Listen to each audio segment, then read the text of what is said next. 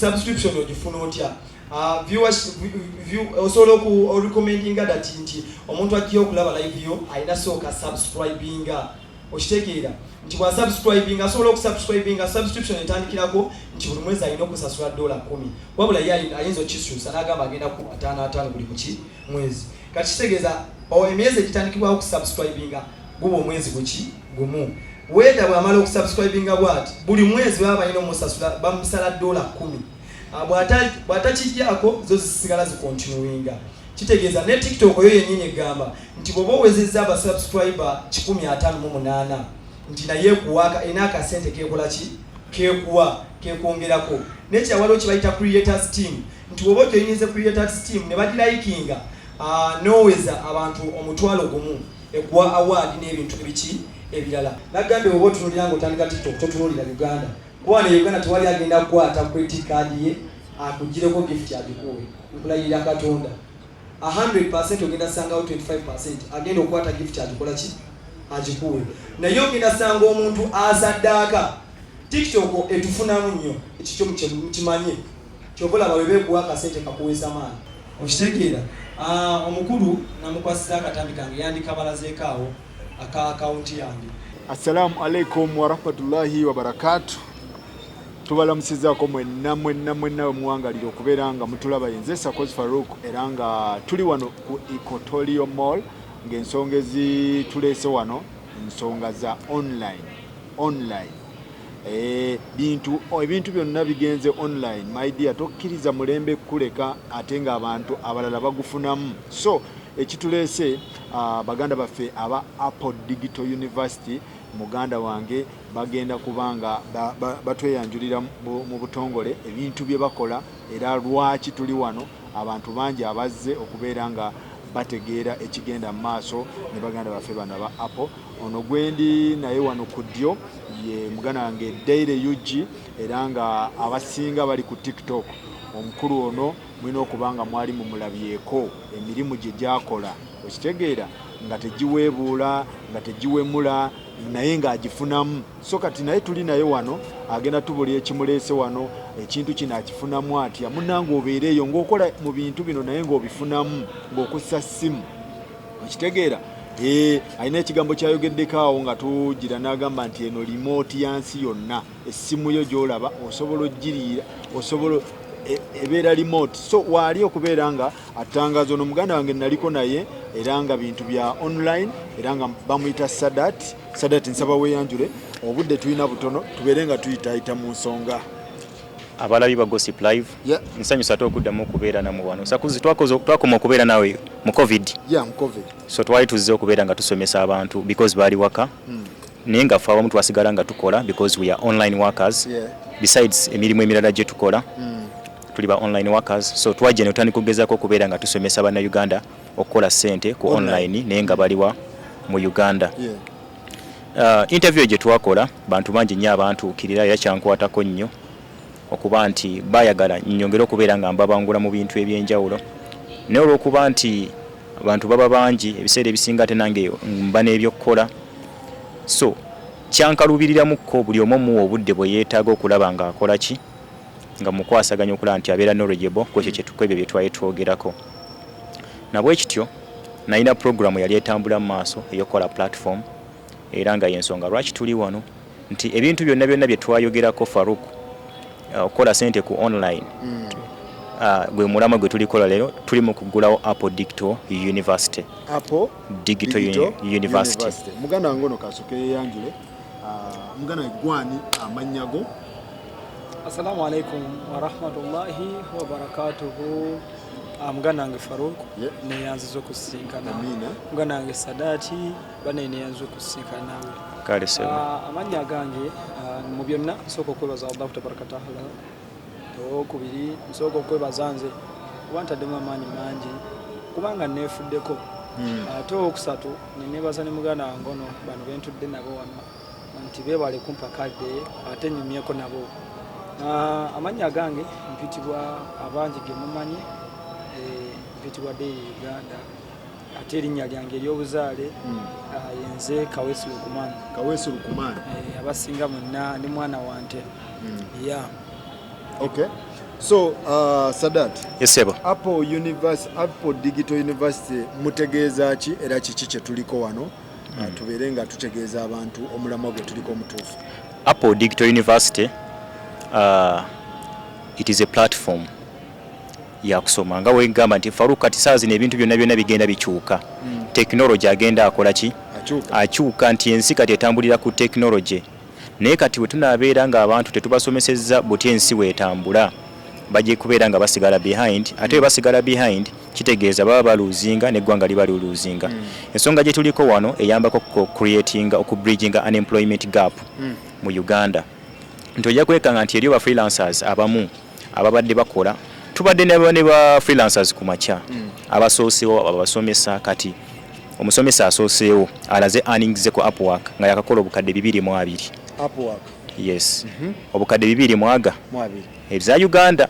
Jukira you work online naye nga akolera international. Bino si bya kifera ate platforms. Abantu balowooza omuntu okola online aba afera. Era ababa n'emirimu gye bakola but ng'osobola okubeera n'okola company eri mu America oba China oba yonna ku kyonna ky'oba osobola okukola. Omusomesa azzeeko naye n'abanga asobodde okubeera nga akola obukadde 100. 100 million. Gyemitwalo 3. Era bi reflectinga ku account zaabwe wano tetuli mu kunyumya mboozi wabula everything.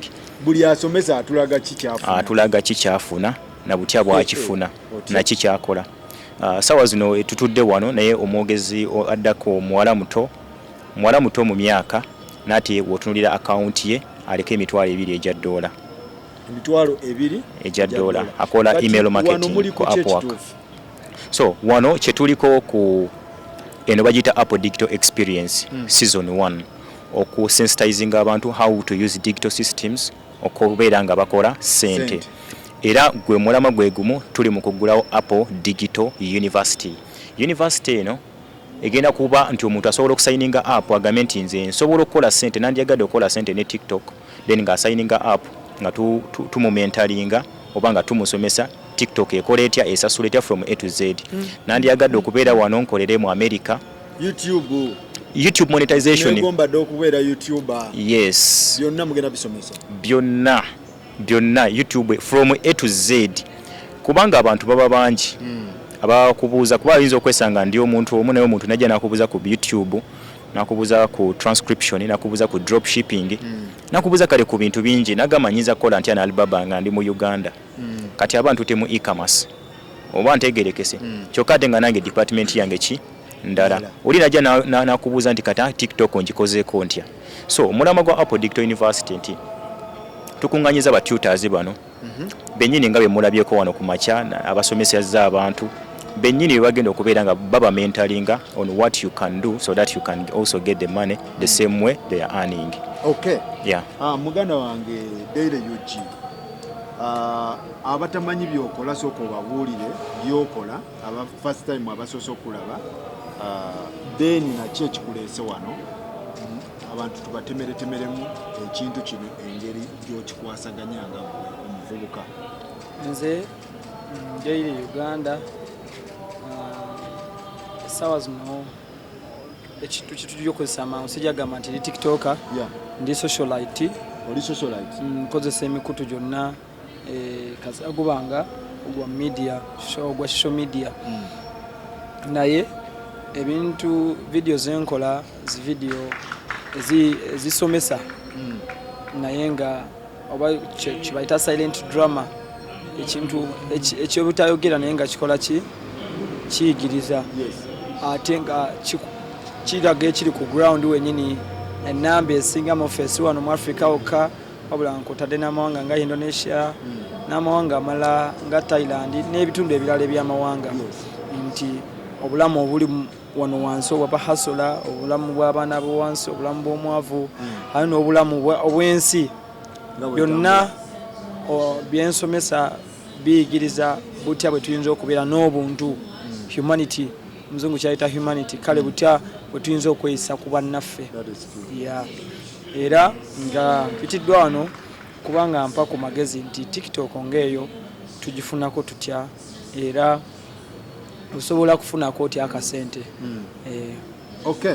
So lwaki musazeewo okubeera nga mubangula abantu tebamanyi kukozesa intaneti tebagifunako oba just bali idle abantu balina opportunities ze batamanyi nti weeziri cause kati osanga ndwabadde tetulina bulungi budde but tugenda keeping on nga tubisomesa kati eri abaana abalina abakuba TikTok nina kuyingirako mu marketing naye nga akuba TikTok nga akuba views nga nyingi oba ntegerekese naye nga mukuba TikTok mu views ezo nga nyingi naye nga knowledge ye einako wekoma mu monetization because technology mugazi muganda wange Deira wabadde awa example nga abuulira abantu is a true example of era wabadde ayogera banti kisise bantu bangi attention Deira Uganda is a million on TikTok aina views ziri millions 2 botunya algorithm ya TikTok ya Deira UG views ezisinga teziva mu Uganda siwe kiri muganda wange so era abadde n'agamba nti zino monetization strategies zange nganze zenkola ki zemmanyiko naye ate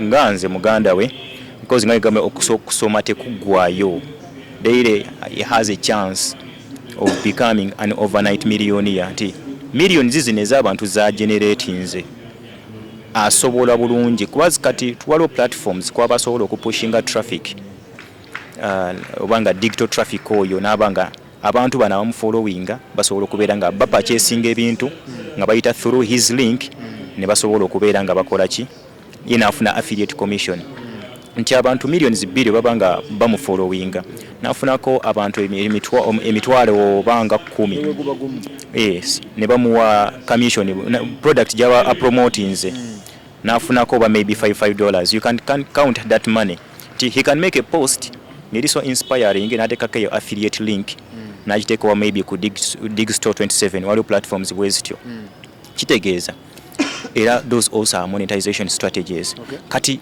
omulamwa gwa conference eno nti abantu sigama mbu tebamanyi fine mulimu abamanyi nate mulimu n'abamanyi nga betaaga tu guidance at least for him yali ku 70% ya knowledge yes but ojja kwesanga nti eriyo ba tiktokers bangi nga tanyina kyamanyi about TikTok from zero nenga ina following nga is losing money kati ngovude mu TikTok eriyo ebintu bingi beyond TikTok omuntu yasobola okubeera nga akola abana bakola ku Upwork abakola virtual assistant omuntu osobola okubeera wakano okwesha artificial intelligence nokola emirimu nokola companies ezenjawulo graphic designing nokola transcription bintu bingi nnyo so mumulese wano yeah. example a true example okubuusa abantu yes ebintu nga bitambula yeah. Daily omuntu yenna ali ku TikTok ayinza okugamba ebintu bya TikTok bino bifuna oba bya just kuyisaamu budde kuvuma abantu kuwemula kubeera idle kuyomba n'abantu obudde ne bucya ne bukola ki ebintu bya TikTok bino bifuna era bifuna bitya nga gwa bibeeramu because toyinza kukola kintu Daily ne weeyita na Daily okitegeera ng'okola omulimu ogwo nga tofunamu kati wane waffe Uganda nti abaana abatandikira ku TikTok abasinga bavumanga nnyo abaki abantu enekya nti abaana baali tebalina mukisa gwa accessinga TV naye bafuna omukisa ogukolanga ba TV presenters baavaayo nga balina ekifaananyi kye balaba ku TV ekisabula abantu kati ne bajja n'ekifaananyi ekyo ku TikTok kati n'ogenda okwesanga n'oli ne bwe yandibadde ng'ali talented nga takola ki oyinza n'okusanga omwana ng'amanyi okuzina amaganda nga asobola okujja n'aleeta oluyimba lwa Justin Bieber n'azinirako amaganda vidiyo n'etambula apromotinze culture ye yennyini yepromotinze ate ne akawunti yagikoze eki n'akasente agenda kukola ki kati akasente k'omuli agenda bba n'ekibuuzo nti akasente nkafunye ntya TikTok erina kye bayita creators fund mu byonna byenjogera nga sinayogera ku bya gifts kasokere ku creators fund ezo creators fund the more you be active ku TikTok joko kubeera active ku TikTok joko mujuo obudde noteka video nga audience viewership yo eraga y'amaanyi n'obudde bwogiberaho nga bulaga bw'amaanyi n'ebintu by'oteekako nti binyumira abalabi bo TikTok ekusindikira kye bayita creators fund n'okigendamu n'okisayininga bw'omala okusayiningamu bakusaba ndagamuntyo bw'omala owandiisa naye obeera qualified okubanga osasula akasente then batandika okukola ki okukusasula. Ekyokubiri waliwo kye bayita TikTok esasula e Uganda. TikTok esasula e Uganda. Bagamba tesasula. Esasula e Uganda naye mbuuza etya. Bw'oba wagulawo account ng'agigulira mu region ye Uganda. TikTok account wagigulirawo nga region mwagigulira. Kale mwewagikolera yo wagikolera Uganda. A TikTok tekusasula. Tekusasula. Kampala Central simanyi tekusasula. TikTok okusasula olina okubanga mu masaza ga America wagulirayo ko account oba mu China oba mu London basinga tulina baganda baffe. Ate kyangu nnyo okugulirawo TikTok. Kati bw'ogigulawo eri enamba ya America nemalamu n'oguba omwezi gumu then oli waddemba okukyusa ki kakitegeeza baba bakimanyi era n'okuverify nga kibanguyira nnyo ne Nigeria yennyini ebasasula. Nigeria kuba yo Nigeria ogenda sanga nti creator bw'azanya ekintu ekyakabi kasa kiyitako ojja kukankulage TikTok ano gwe bayita Miki. Oyinza n'okwebuuza ekibuuzo Miki lwaki bamukola ki. Miki akaseera we yatrendingira yatambula nnyo mu nsi ez'enjawulo. Kati ne balaba nti status ye ey'okulabika mu nsi ekyuse bamulabako e Dubai bamulabako e Kenya okitegeera kati awo kitegeeza TikTok naye okuverifying yena kwesinzira negamba nti ono omuntu ali different omanyi yesinzira ku kintu ekiri unique era egamba account ye tekeddwa okuba nga eri unique. Kati bw'okyusa location waliwo location nga zo basasulirawo bakuwerawo creators fund. Kati nze bagimpa olw'ensonga nakozesa ennamba y'omukyala wange bakubanza obuzibu bwe nafuna nti national ID yange yali yafunamu obuzibu nga yakola ki yabula naye bigenda kutereera era tugenda kiisaawo bye tuli mu processinga. Naye nga creators fund bagimpa olw'ensonga namala teekamu ki namba ya mukyala wange. Kati ekiringa ekiriwo ekisasula Abannayuganda live gifts. Live ng'otegeeza ki? Okustreaminga okola live kati waliwo ze bayita gifts. Kati ezo gifts the more you get diamonds the more you earn money. Nti diamond 10 zivaamu dola ki emu ate diamond biki 2 bivaamu dola 2. Okitegeera nti buli woweza diamond ezo. Kati abasinga balowooza nti kizibu oweza diamond 10. Diamond 10 nyangu nnyo singa ofuna baddayi hard bo. Waliwo alien skin abafuna diamond 10 asozifuna nenda wamulaba nnyo ku live agibeerako era alien skin asobola okubanga olunaku asobola okujjayo dola 10 ku live ye asobola ozijjayo ng'akoze asobola ogikola dola 10 kuba nalabako live ye waliwo ya training ennyo waliwo live gye yaliko nga nsubira yalabika ajjako ne dola eziwera 5 okudda waggulu kuba yo yali y'amaanyi. So kitegeeza ebintu bino biri mu sente. Muganda wange Sadaati. Yes sebo. Apple Digital University somero oba just mutambuza butambuza njiri eno mugenda musomesa nga temuyina wantu maka kiki muliko ekituufu? Apple Digital University nga owulira nti kati okusoma buli kintu kati kikyuse digital. So Apple Digital University weeri era eggudwawo leero era nga okebera ku mutimbagano www.appledigitalinuniversity.com ojja tusanga nga gye tuli. Tulina Apple Radio nayo twagiguddewo tugenda na opening up Apple TV. So omuntu asobola okubeera nga signing up tugenda kubeera nga tusomesa courses zonna internet monetization courses nga dropshipping bamenyeremu. Dropshipping osobola okubeera wano n'okola business ng'olina edduuka nga liryo naye nga si liryo. Like ng'olina platform shipping ososinga ebintu okuva ku platform endala n'obiyisa kweno platform yo ne bituuka ku customer gwe n'obeera ng'ofuna ssente. Yes. Era omukyala aliwo saawa zino kyali mu kusomesa era kyakola era otunulira statistics ze yakakola. Ndi Uganda. Yes sebo. Nengula ebintu e China. Alibaba.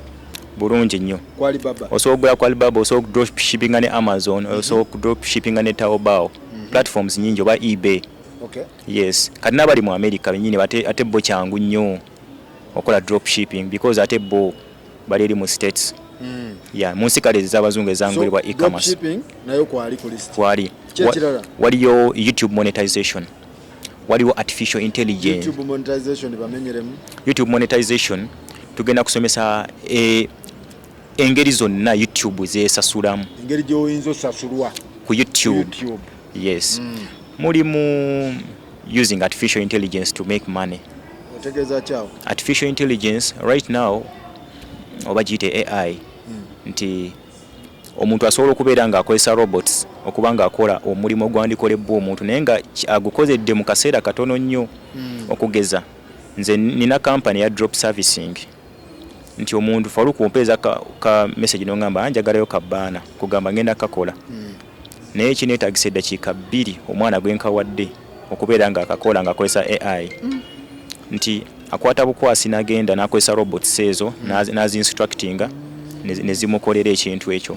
Kati artificial intelligence nga zinnyo nti egenda mu bintu bingi nnyo ne scripts okuwandiika ebooks okuwandiika ki content generation nti omuntu ayagala kubeera nti mu social media marketing n'ebintu ebirala bingi nti gosobola okubeera wano n'okozesa artificial intelligence okumanaginga pages z'abantu oba maybe nga 10 noba creatingira content ne bakusasula.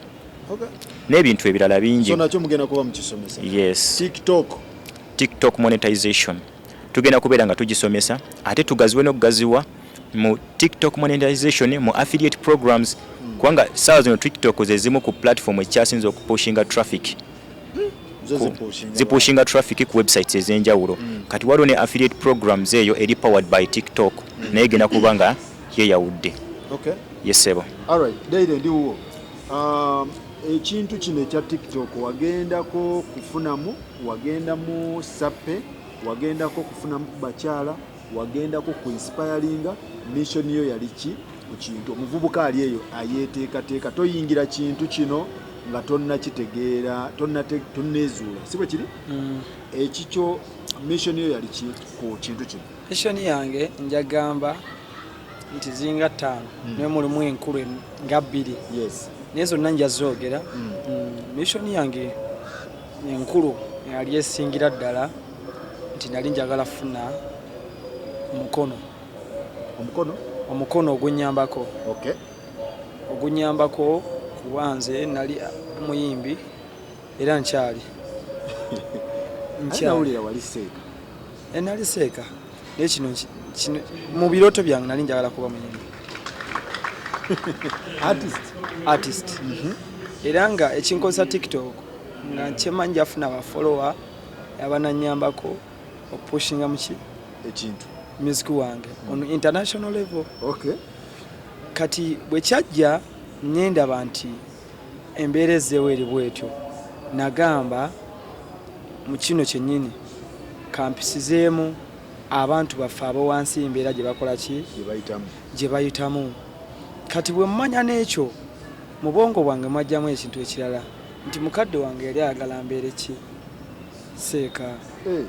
Neŋŋamba kati ate wano nina okupromotinga no diini yange. Okitegeera? Yo wabisoma byo? Byo nabisoma. Oluwarabu olumanyi? Wayita mu tafsiri wayita wa? Oluwarabu okulwogera sijja kugamba nti nali ndukuguse nsobola okwogeramu olutonotono naye nga Qur'ani n'okusoma ebintu ebimu hadithi fiqhi n'ebirala ng'ebyo kuba mbimanyi naye nakiraba nti wawe promoting obusiraamu bwange neŋŋamba nti mu buno okupromotinga obusiraamu bwange mu kusoma Qur'an nsobola okufuniramu akasente ate era nempromotingiramu n'obusiraamu bwange naye wadde nga ate era nsangamu obuzibu nti osanga kuba nagamba okozesa obusiraamu kyokka nga okuyisaawo ebibyo ate nga ye nga ne Mungu tatugaananga okusoma ki Qur'an era tatugaanangamu kugisomesa abantu oba togikutte nti ogikutte ng'oli mukyafu kuba ogijjamu tokibeera free okukola ki okugisoma. Kati ekyo saakiwabudde ku bintu ebitaano bye nkugambye ebikulu byonna ku ebyo ebibiri byali nti nze kuggusa kirooto kyange kinalina emabega ekyokubiri kutambuza busiraamu bwange. Ekyakasente kijja kiyingira mu buyingizi. Ekyakasente anti kugambye nti nali ebintu ebyo saabimanya naye experience ginali nina nagifunira ku video yange eyasooka. Ku video yange eyasooka kuba ye yali hiiti era ye yanfula yampa ekiddako era ninjigiriza ki ekiddako ekyokukola. Kati kwe nayigira nti wano wenina okufunira akasente kuba nali neebuuza wa TikTok nga yo okyomanya nti buli luvannyuma lwa myezi 2 erina upgrade erina aka buli luvannyuma lwa myezi you update otyo kitegeeza erina okuleetayo akantu akapya. Kati buli kaseera oba olina onyonyereza nfunirawa ffenna nga tukyali Miki we yakubira ennyo twebuuzanga ekibuuzo TikTok esasula etya. Kati nze kyonna kyebuuza nnyo naye nze nga sinnakyebuuza emabega nali nkimanya esasulira mu gifts. Kati nezija n'ekintu nga kirina okuba international nsobola ofuna gifts z'abazungu kuba ne waffe baali tebazigaba. Wasooka bambawa mu kuba nakuba Brazil. Wasooka bamba Brazil n'ensawo egiriraanye oba gye bayita Portugal. Brazil ne Portugal na mpozi ko United States ne Indonesia. Wasooka South America kati mu kukola bwenti mu kuleeta Quran jukira Brazil si basiraamu ne Portugal si basiraamu nekikyuka kati kitunula Indonesia, Saudi Arabia, Qatar n'amawanga ga Asia agasinga awo. Brazil kaliyo katono video etambula wa mu United States mbeerayo ndowooza like 15%. Mawanga ga Africa ga West Africa yo gyendi ne mu Indonesia naye nga amawanga gakyasinze Indonesia, Malaysia, Thailand, Philippines ne Brazil ne United States ne wajjayo nga ka 5%. So gwe tekiniki yo gye wasooka nayo kansooke malirize mugana wange Sadati Mute era sebo neyanziza Sadati kyenjagala sebo ki ekitukuba mwenga mu abatandise ebintu bino kike muzudde mu Bannayuganda ebintu bya internet bino era mugenda tuyamba mutya era babafuna batya? Kisooka Bannayuganda ekiyinza okutukuba butamanya naye kati ffe kyetuzze creating awareness tubeere nga tukola ki nga tumanyisa Bannayuganda. iPhone ya milioni 5 yesebo nenga temuleetera wadde 10 yesebo so kakati era gwe mulama gwa Apple Digital University tugenda kubeera nga tusomesa abantu bano okubeera nga bakola ssente si bya Ponzi schemes si bya kuteekamu kasita ofuna knowledge ogenda kubeera nga akola ki enamba z'essimu ziri awo ku screen wammanga yagala okututuukako okufa Apple Digital University. Website www.appledictaluniversity.com osobola okubeera nga otunoonyaako ku nsonga ezo ne tubanga n'oyo yennyini asobola okupushinga program eno mu maaso. Kino ekintu kyendi mu kukola right now oba kye tuli mu kukola bw'otunulira balirwana baffe ab'e Kenya kikolebwa gavumenti ya Kenya mu program eyitibwa Ajira Digital Program ekwekusensitinga kati tubadde munda wali muganda wange Daira ina information gyayogeddeko nti bagenda kutakisinga TikTokers naye ate otunulira Kenya President William Ruto ya confirming era Kenyan Revenue Authority naye badega kutakisinga ba TikTok ya confirming still naye ogenda otunulira nga nti fine boba confirming naye njawulo eriwo wakati wa Kenya ne Uganda lwansonga nti Bannakenya ba creating a program eyitibwa Ajira Digital Program nti wonewo bana bakuba tax already abantu ba sente bazikola nate wana Uganda katono kebakavaayo akatono ate kebakola ki kebakate kakati njagala nkute sigaye mugana Daire yesebo ongambye omuntu babafuna batya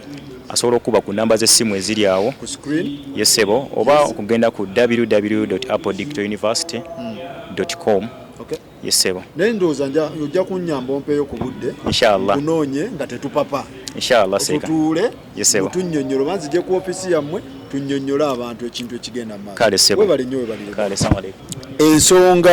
ensonga za TikTok zino okusasula kubanze waliwo yaŋŋamba nti ekituufu kiri nti Bannayuganda bonna tewali asasulwa negwe ovaano ŋŋamba nti tubeere real waliwo abakola ki abafuna kasente omuntu abuuza nti oŋŋambye creator bwe mba mpise mu Bagita creators what?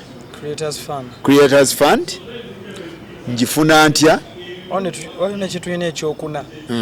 Lwakuba ne waffe tekinnajja. Yeah. Era nga bwe nagambye bisookera America waliwo kye bayita series. Okamanyako?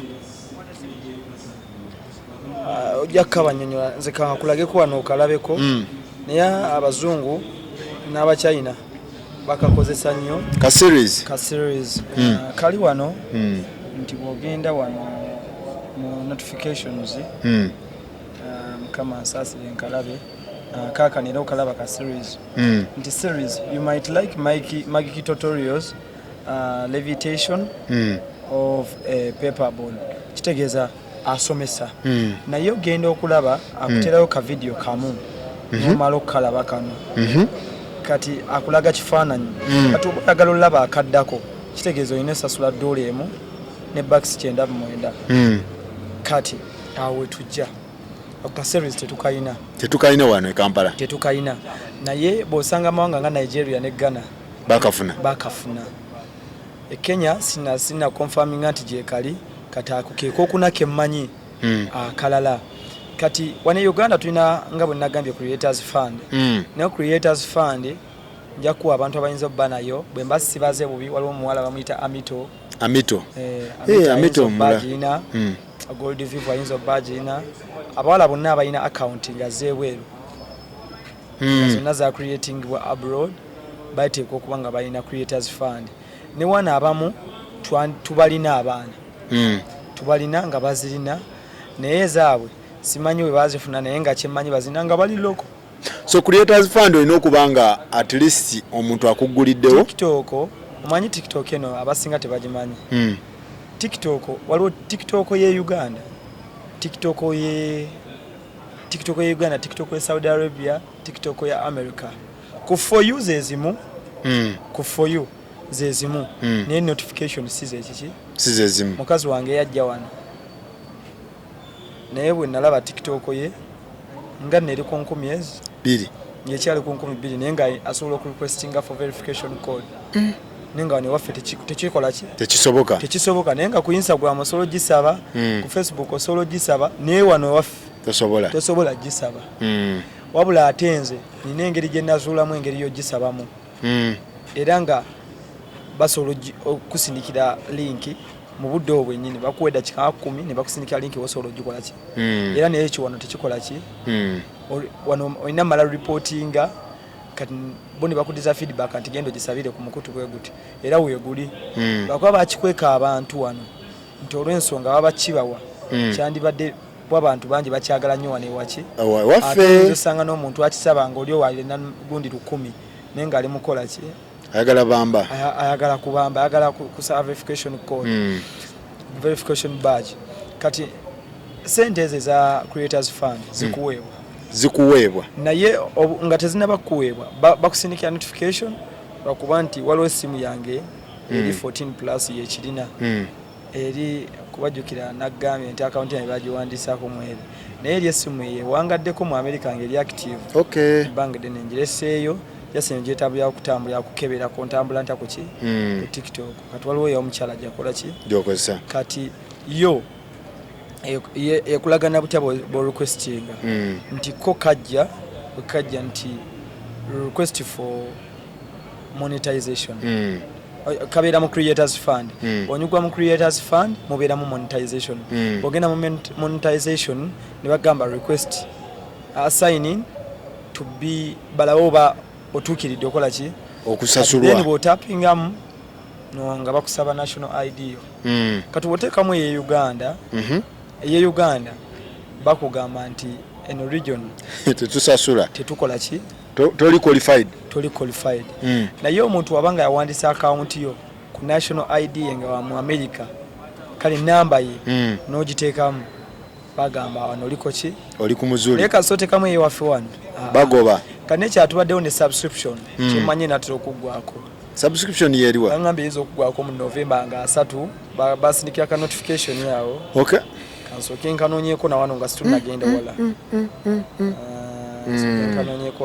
so abatulaba abali eyo tubaleetera abantu bano obeere nga ofuna mu byokola banno bayinza okuba babifunamu ate nga gwe tobifunamu naye ng'ate okola nnyo ate nga ne views ozirina so tugamba nti osobola okubeera n'ofuna mu kintu ekyo ky'obeera nga okola ng'amaanyi nga toli mujasi kwenda osinga mmere na soda na buntuntu awo okitegeera ng'obwemmere gundi chicken ajja n'okalya ne bano ne bakusasula n'ate n'ofuna ne makampani amalala n'obeera nga ddala ekintu okifuniramu ddala wano subscription gye njogerako wano nawe okiraba baŋŋambye $10 zizaali za mwezi kuba basubscribe ennaku zino engeri gye bagenda okijjawo mu ggwanga yaffe nfuna batono lwaki kiyamba ki subscriber ku TikTok kiyamba subscriber abanga akuwadde sente kale abanga yeetaddeyo nti buli mwezi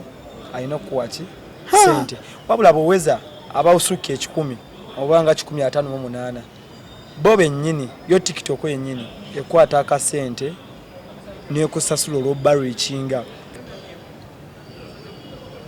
baŋŋambye mbansuubira kyekino cheka chimbozi cheka chiri wala kibeera kitya baŋŋambye nti mu nnaku z'omwezi nga 3 omwezi guyinza oba November oba December mbasirabidde kuba mbadde njala nkubulira ennaku z'omwezi subscription wano waffe egenda kuggibwawo olw'ensonga gavumenti yaffe tennaba kuweera TikTok omusolo gwa subscription okay kati wano gavumenti yaffe tesobola biteekamu eyo sente tebiteekamu naye singa ebadde ebiteekamu nze waliwo n'abantu benadde amagezi gye mbagamba muma mwagala abantu abavuka babaveeko bwe mubawe social media mugibateremu akasente bajja beesonyiwa bakuba nti munaye waliwo ebintu nga factors nyingi so kati Deire omuntu bannayuganda abaana bali ku TikTok okwo osanga omwana mbutufu nga bakola naye kiki ekitukuba content y'omu content abulamu TikTok kyeva tesasula content yeddingana kyekikuba abaana ekibakuba fame abaana kasita bafuna fame kati nze osobola okunsaba mu katale nga neesuubulira ebintu nga ntambule ne bawunsa wange ebbali nga tuli mukukola bintu mu katale kati nze olw'ensonga nze sigenda kukola kivulu Uganda poziko okukola omusomo nga gusomesa abantu buta bwengenda bwebakirina okukozesa ki media ekitegeera naye sigenda kukola kivulu kati tewali kinneekwesa gwe tewetaaga kwekweka nga ki ekinneekwesa booda ogirinnya booda ngirinnya nga bwenjagadde tewali agenda kuŋŋana kuba siina omuntu ekimwekwesa kuba asuubira alina okukuuma privacy abantu bajja okumulaba nga bamukola ki nga mupya nga bamwesunga kati nze olwedde embeera ku live yange mbaani ku kivulu kate audience yange esinga okumpa ebirowoozo abasiraamu ate okimanyi tebampa nti bakuba baagala kundaba bakurani gye mbasomera ayina ekyabala bazungu tebatera kundaba bagenda kunsanga ddi mu wino pozika abasomaali bo bafunyemu obuzibu nti bo bafaani bange ate bo bandaba sometime kyokola kati ate bo mbeewala bo sisobola beeraga kuba bo bapa kyesinga abamanyi okukozesa credit era bamanyi okugaba nga bakozesa ki kadi kati wano abatandise okukikola ekyo bali mu Canada abanayuganda bakikola ate ku bbanga ali Canada n'aba wano bakikola naye aba wano agenda kuwa kakoini kamu opapaagane nako kamu ngale tekalina kikagasa naye ebweru oli asobola okuwa omutima ndowooza togulaba ogwa pingi ngulaba eba ddoola emu mu budde ebeerawo ddoola emu ng'eri awo kati kyekyengambye nti wano Uganda kijjamu kalubiriza kisooka yo TikTok etema akasente kangi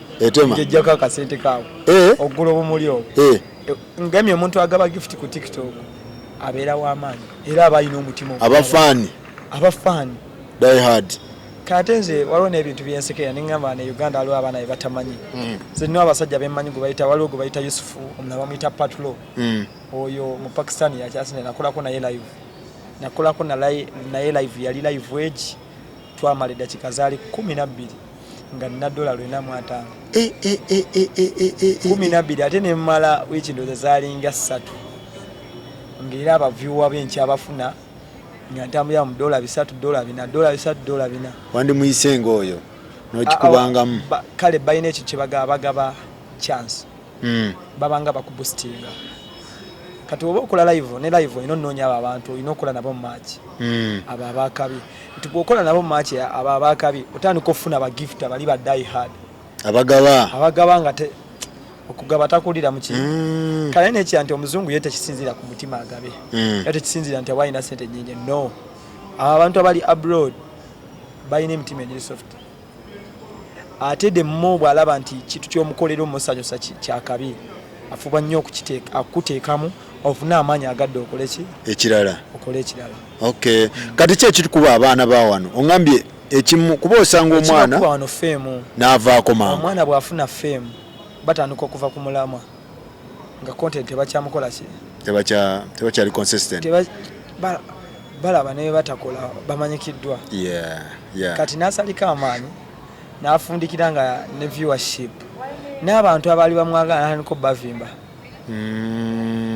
kati wane Uganda kati nga bolaba ensi yaffe eno Uganda kasi ofuna femu e Uganda batandika okukuteekako amaaso kati bakuteekako amaaso percentage yemu negendako mu nsi yo kati obavimba n'obasuula bagenda kukusuula kati percentage bagitta kitegeeza odda mabega kati Uganda yensi joina okubeera friend nabo wabbo bakuwa support nga bakuvuma naye nga bakuwa support naye nga bawagira bwe kyomanya ebyo bakuvuma jasi baba bakuwagira kuba bo bato bakola ki bwe bakikola bo tebalina support eno yakwagala tesobola nakusaba selfie naye nga awulira akwagala nnyo naye nga bwakuvuma ayina nogamba kakasirwa bwera gwo tebulina na ssente naye nga dai hardware ebiwedde nga sono yombesa abantu ng'ovuddewo so ndabye abaana bangi najja ku TikTok ogenda olaba tawezaako mwaka ogenda omulaba nga ali mabuloka nga yabivaako nga yeevuma abamu babasibye abalala babakoze batya n'obuuza problem erirudda wate nga bambi ne ssente ayinza okuba teyalina creator fund teyalina bino subscription zoyogerako bobeera ne audience bobeera ne audience ya Uganda kasita okuba oba owedde e Uganda kasita okuba nga audience yo ya Uganda oba owedde bakumanya kasamanya okumanya TikTok yemu buli kanaku efulumya omuntu omupya kati nze wembeereddeko mbaddeko ku ng'ebirowoozo biri kunze naye singa audience yange yali ya Uganda singa nagwo omanyi lwaki esaano waliwo gubayita omuwaifu ndowooza abavubuka omanyi bamuyita mumado nti singa nali audience yange ya Uganda singa nagwira ddala flat singa ne video zange tezikyakola ki tezikyalabibwa naye olw'ensonga nze ndi abroad nti e Uganda ogenda kundaba omuna Kenya ndabe ate mujja ba mwakankowa e Uganda e Somalia bantandike baba akankowa Uganda munziremu buto muntende habula wakoze leero kano ate nze munfuke emboze ki kati ogenda okusanga abaana nti ate nekya abaana ano ngabe nagamye mu kusooka balakinga ekintu kya femu kale buli bafuna ekintu ekibateeka mbutaala bo baba bakimanyi nti bakabi bo baba bakimanyi situganye kale ba TikTok akubye awanjawulo bakuba ekyo tebannakyezuulamu naye yino kihandolinga TikTok omanyi lwaki abayimbi bamaanyi omuyimbi kitone nti asobola okutwalibwako YouTube ye naddamu n'akola empya naye TikTok bino ebya TikTok Instagram YouTube kati YouTube ogiraba naye YouTube naye kiyinza bba kitone nga bwe nkulaga YouTube akyasinze mu America nga omanyi speed nti nayo kitone agenda okuzanya game ekitwalayo abantu kuyigira nakola ebintu bye navaawo game kuwoggana ebyo byawoggana kati TikTok whether bakublokinze we bati kasa account bagibaninga we bati boba toli international boba tolina bafani ba die hard oyinza obutaddangulu oba ogudde flat kyovola abantu nze nfaayo nnyo okusanyusa omuntu ali ebweru dani wakugulamu wabwe naakoma wajja kusaachinga akaunti yange wazi nalabako omusajja yali ayogera ebyobusiraamu TikTok amubaninga nga alina ebifaananyi bya uploading kale nga agamba kino ono yakikoze obusiraamu tebutugamba kikola bwe nemubaninga yali alina 2.2 naye yafulumya akavidiyo n'agamba bambanize ku TikTok amala emyezi 2 ng'azeeyo dda n'awanika 2.2 kitegeeza nti bw'obeera international kizibu okukola ki okugwa flat oba omanye ekikola ki ekiddako kale Allah asobola okireeta n'okola ki n'oseerera n'ogwira ddala naye baada Allah omuntu ali international kati nga nekya kati ffe tumaze ku TikTok tumanye ekyokukola nti kale olumu bitutomeza nosanga nti okoze ensobi naye waliwo kye bayita community guidelines olina ozifaako ennyo obutazimenya kuba TikTok efa nnyo ku bintu ebitalumya abalala era singa ali ewulira Oluganda singa akawunti ze yakablockinga abantu abavuma abantu singa aziblockinga lwansonga boogera mu Luganda singa lwali Luzungu singa AI yabablockinga yababaninga dda. Kati wakola otya okubeera ng'okuba akaggi akensi ez'enjawulo? Like, what's so unique about your content? Video esooka okubeera viral. Abaana bonna bakimanyi. Video esooka okubeera viral bw'ozikebera. Yo TikTok ekuwa chance. Esookedde kasise kwa video yo esookedde ddala hit ye esooka. Yeah. Eteeka okuba nga eri international. Kati kyozzaako kyonna manya kirina kuba international.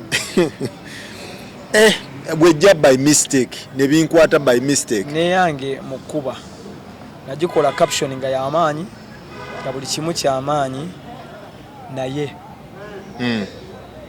bwe nakizuula bwe yakuba bweti nemmanya kati ndi international ninakola biri international era video yange yasooka ali yakulya kagaati neni nenkola bwenti nensmilinga abana Uganda abasinga bambuuza kati ako kakoze tukategedde waliwo omukwano gwange omu ne mugamba nkuwulire content gwenkola sometime na Uganda kizibu omutegeera olw'ensonga bwe tukalabamu awo kyamakulu naye oli omuzungu alaba nti nasmilinze ndi munaku ate nga bye ku mugaati ate ndi happy kati awo yeri basanyulye bo basoma tulwawo bo balaba nnyo attitude omukyobola omuzungu ne woba omulimba kuba nti nze bwembeera ne mukyala wange omanyi bwobeera n'abazungu olina ekintu kyoyiga tebalimbibwa ento otambuddeko mu states ez'enjawulo bw'oba olina kyeyagala okwogera olina okuba direct tokweka obuzaabuza ate bo tebanyiga nti lwakuba oyogedde no oyogedde ekikuli ku mutima. So ekitegeeza nti ekyenjawulo ekiri mu content wo okola ebintu ebitali bya like omuwa wano tukigwamu bugwi faba wano tukinyumirwa by mistake. Waliwo abaana bayita Eseza and Ezekiel nakola ka video nabo Munauganda n'angamba ne mwana lero kantu tukategedde ne bw'okasanga kali mu mitwalo 28 gya likes nenga bw'oba tolowooza nnyo tusobola kukategeera era ye comment esingako ne likes bangi bamugamba era gwe tusobola kukategeera tosobola sikako naye nga ko kalimu nti fenna kalimu nti nze nali ntunda manda omulala atunda nnyaanya omulala atunda ngoye mu botike ez'amaanyi wabula fenna twawulira sound ya Twitter netukwata mu mikono ekitegeeza nti tuli kimu niwe tubawa fenna tuli kiki tulina kutwitinga tulina kweyisa bulungi eri ffe fenna. Daily wotunuulira content wo waliwo content ogwentera okulaba nga oyogera ku bintu by'eddiini ng'opromoting eddiini audience yo erimu international communities tobeera affected somehow somewhere nga bamulabanga gwe omutujju oba Al-Qaeda oba nina ebintu bibiri content w'abantu bonna live yange kale 70% y'abasiraamu 30% kale kangamba 100% ya humanity sijja gamba nti abasiraamu ya humanity butebwe tulina okweyisa obulungi kubanza embeera ku live nga nsoma Qur'ani nereeta omukazi ng'eviiri akababere galabika kati nga kyenjagala opromotinga nti abantu bano tetulina bateekako bukyayi tulina obbaagala alina obbeeriraanya n'obutabalaga nti ate tubasosola tuba making okubeera attracted okujja mu ddiini yaffe kati ekyoyogedde ekyo kyo kibaawo kati nze kagambe kiri on record eddiini gye bakyasinza oyita ey'abatujju baki basiraamu kati tosobola kyewala ng'oli musiraamu ekyo kya bulijjo era ekyo tekikola mawulire toddanga kiddanga kawo nekikola ki kuba bazenga bakitugamba nze nalina bafaani bange mu America nnyo be bali basinga n'obungi naye kasanatani kusoma Qur'an ne bangamba tojjayo mu America gwe toyagala America naye ng'omanye ekiganyisiza okujja mu America kusoma Qur'an kusoma Qur'an kati ekyo kiri on record nti fa abasiraamu tuwalanwa nze muntu akyasinza okuba nti njagala ogwa side zonna era nti njagala abantu bonna naye negativity kati ate nno ng'ovudde ne ku ekyo omukatoliki ayinza n'obutakuteekako mbeera ayinza n'okute naye oyinza okwesanga musiraamu munno ng'akutaddeko embeera okozesa Quran ogikozesa bubi okitegeera opromotinga ddiini n'otuuka nga n'eddiini owuli oyinga gy'oyagala okukyawa naye ng'akikukyaya muki si mukatoliki nga takomentinze nakantu konna. So njagala ddeere tumalirize eri abaana abali ku TikTok nga tebakifunamu balina kukola biki nsobi ki ze bali mu kukola abamu beetereze n'abagalo kitandika bo oyinza bbawa amagezi ki ng'omwana ali eyo akwegomba ayagala tandika kintu akasente mu TikTok bw'otunuulira badansa betulina abroad kale oyinza bano akasente oli ayinza olowooza akasente tokakola ki tokafuna naye nina omuvubuka omu gwe natuukirira nemugamba nti oli dansa era osobola okubeera on international level kati bwetunulya omuwala omumanyi bamuyita Speedy yaliko fiance wa Davido naye nga tiktoka naye ngaekyaba connecting okutuuka okubeera fiance we nti lwokuba yali agenze kukola ki nga patana we muki mu bya nga ayagala amuzinire muki mu luyimba lwe kati neŋŋamba omuntu omu nti nga tonnakola luyimba sooka olabe nti oli qualified nga tonettira kati nze nfuna akalango naye nze sooka nenkatwalira ebbanga neŋŋamba kana akalango kanteekawa kyovula nti ogenda kunsanga obulango si bwina n'obumu nga mbadde mbufunye nembuta olw'ensonga mbaana bugenda kuntomeza bugenda kunzijako muki ku mulamwa kuba nze tolina bwogenda kunnimba ssente nga nsobola zifuna mu ddakiika ebbiri gwe zoyagala okumpa nga nsobola zifuna ate olw'okuba nti njagala nnyo zino zendabyeko amaawo zinzitira ekyomu maaso kyonna so sometimes sizikwata nenfokasinga ku kino kati waliwo abasinga abavubuka baffe wano ekituufu twagala nnyo okukola ebyaffe wano kituufu tubyagala era newaffe wano mwagalawo nekituufu mumanye ndowooza mulabyeko ku muvuka omuyimbi gwe bayita Kenzo afunye nnyo ebintu kuba olw'ensonga ali international bw'olaba Diamond yafuna ebintu yasonga ali international bw'otunulya Chameleone yali international si around the world naye East Africa tegeeza kyamufuula w'amaanyi kati kyenkugamba nti tukole ekintu ng'okimanyi kigenda kukanyuga ne mu Nigeria tosuubira nti budansi obwo ogenda okuzina nga kuliko akayimba ekisesi yajja mentioninga kuba janyiza abantu ng'osuubira mu Nigeria ajja kaagala kitegeeza zina akazina naye akaagale ate okomewo okubewa akafimbe nako bawulire nga nababa kuba ok'omu Nigeria okuba ak'e Uganda okitegeera kitegeeza nabo bajja kwagala music waki temukyawa nnyo music waffe wano kuba naye asobola okufula wabula kinjagala obayigiriza kiri kimu creator yenna takozesa sound wa mulala creator yenna bw'aba ateeka video takozesa sound wa mulala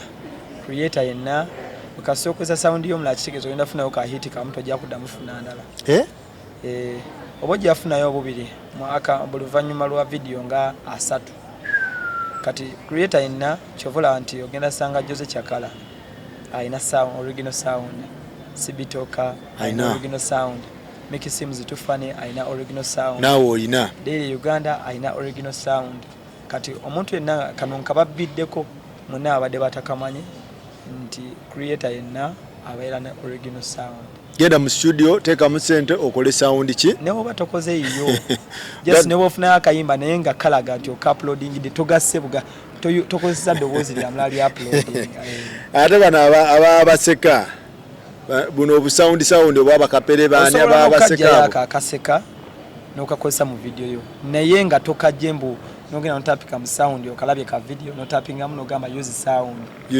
n'ogattako video no ka downloading ka sound genda mu app yonna egattako ogatteko sound yo then uploading a video nga teri mu sound ya mula nyinza kufuuka wakabi ku TikTok mu bbanga lya how long kisinziira oba kulawo account ku TikTok soko following bino sandi yagadde biga bakunete gana magezi go gafe kangaleka gamwago kangaleke asagala malayo byonna okay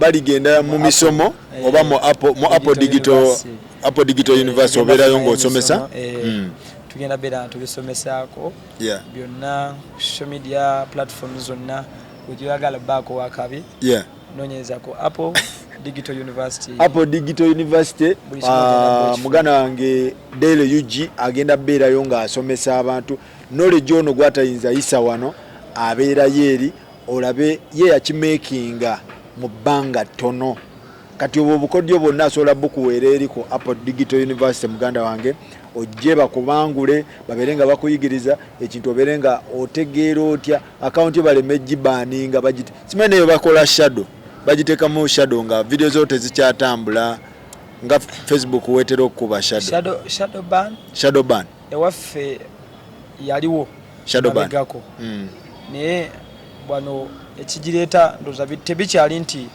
kale wekigira manye kati kisinzira bobo ina bafollower nga 10k okoma kwa 100k omuntu wa like boba totera bera active omuntu na liking a video yo nnyo video zo nnyo bagiteka ko mu shadow ban ekira bobo okola follow back kigitesa mu shadow ban follow bobo ali ne kyabo wa unfollowing nnyo abantu nayo kigitesa mu shadow ban ekirala nti boba toli active yo yenyine bera mu shadow ban kitegeze nga video zikola nenga tezitambula